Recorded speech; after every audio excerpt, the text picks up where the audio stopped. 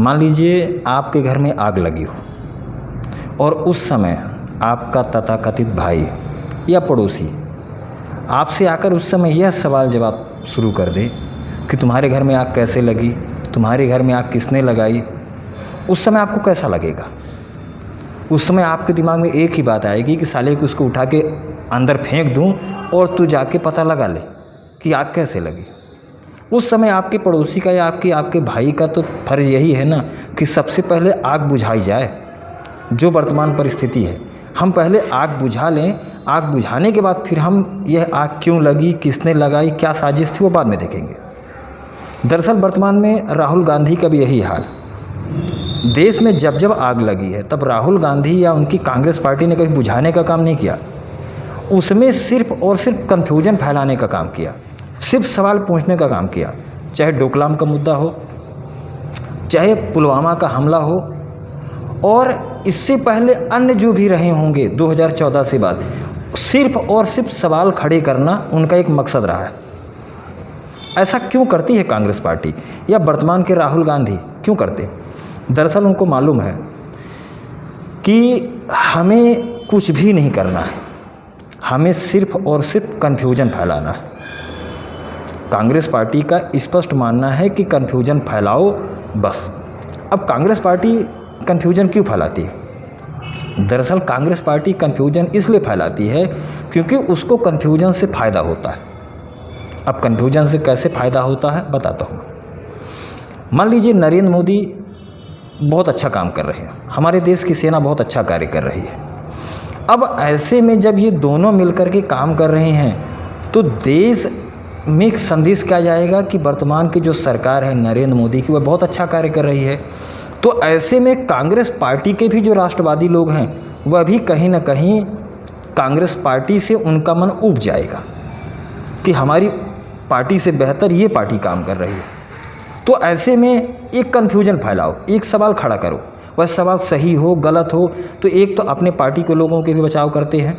जैसे आपने उदाहरण देखा होगा, अभी वर्तमान में दो लोगों को, एक रायबरेली की अदिति सिंह है, उनको पार्टी से हटा दिया गया, और दूसरे संजय झा कांग्रेस पार्टी के कट्टर समर्थक, सिर्फ एक ब्लॉग लिखने की वजह से उनको भी हटा दिया गया।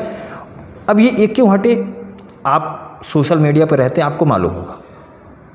लेकिन वहीं पर उन लोगों को नहीं हटाती जो ये कहते हैं कि मोदी के हम बोटी बोटी कर देंगे, उनको कभी नहीं हटाती। जो खुलेआम यह कहते हैं कि चाइना ने हमारे देश की सीमा पर कब्जा कर लिया, उनको नहीं हटाती। लेकिन जैसे ही कोई व्यक्ति खड़ा होकर के यह कहता है कि नहीं चाइना ने हमारे देश पर कब्जा नहीं किया, बहुत अच्छा कार्य कर रही है वर्तमान की सरकार और सेना, वैसे उसको हटा देते हैं। अर्थात उनका जो कन्फ्यूजन फैलाने का प्रोपेगेंडा है वो कहीं ना कहीं फेल हो जाता है। अब कन्फ्यूजन से उनको फ़ायदा कैसे मिलता है? एक तो हमने बता दिया कि मोदी सरकार या सेना, इन दोनों को जो एक कहीं ना कहीं प्रशंसनीय कार्य की इनकी प्रशंसा होनी चाहिए, उससे लोग कन्फ्यूजन में आते हैं कि अब भाई राहुल गांधी की बात माने या मोदी की बात माने।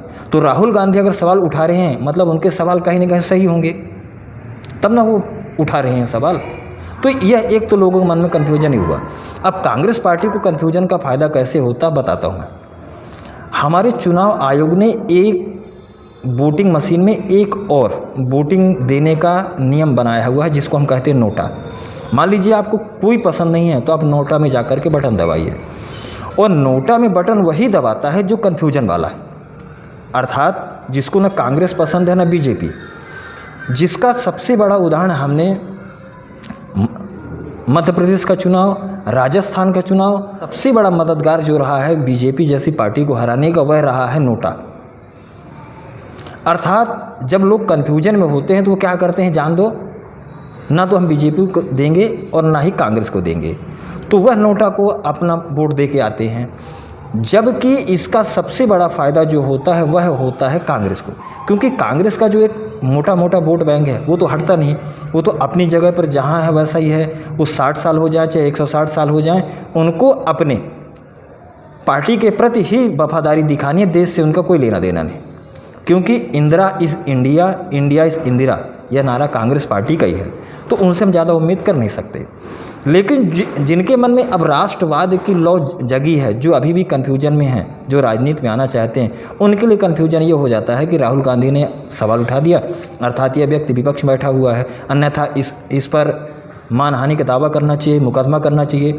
पर हमारी कुछ कानून के ऐसे दांव पेच हैं जिनमें से हम हर बार कोर्ट में नहीं जा सकते, वरना ना जाने कितनी बार तो राहुल गांधी ने माफ़ी मांग ली। चाहे राफेल का मुद्दा हो, उस पर उन्होंने झुककर नमस्कार कर लिया कि हाँ गलती हो गई है।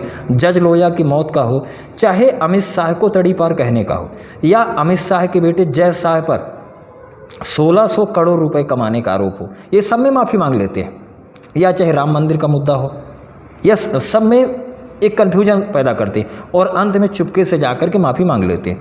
लेकिन जनता के सामने कन्फ्यूजन तो तैयार है ना, और यही कन्फ्यूजन हमारा जो राष्ट्रवाद बढ़ना चाहिए था, जो हमारी राष्ट्रवाद की संख्या बढ़नी चाहिए, वह कम होती है। राष्ट्रवाद बढ़ेगा तो यकीनन वह संघ को फ़ायदा होगा और संघ के साथ साथ बीजेपी को फ़ायदा होगा।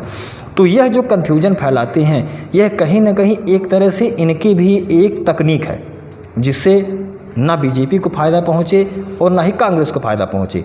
तो इसमें नुकसान किसको होगा? इसमें नुकसान होगा बीजेपी को।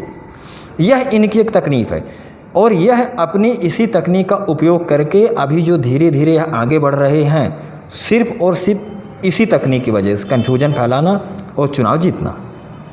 उम्मीद करता हूँ कि आप मेरी बात को अच्छी तरह से समझ गए होंगे। जय श्री राम।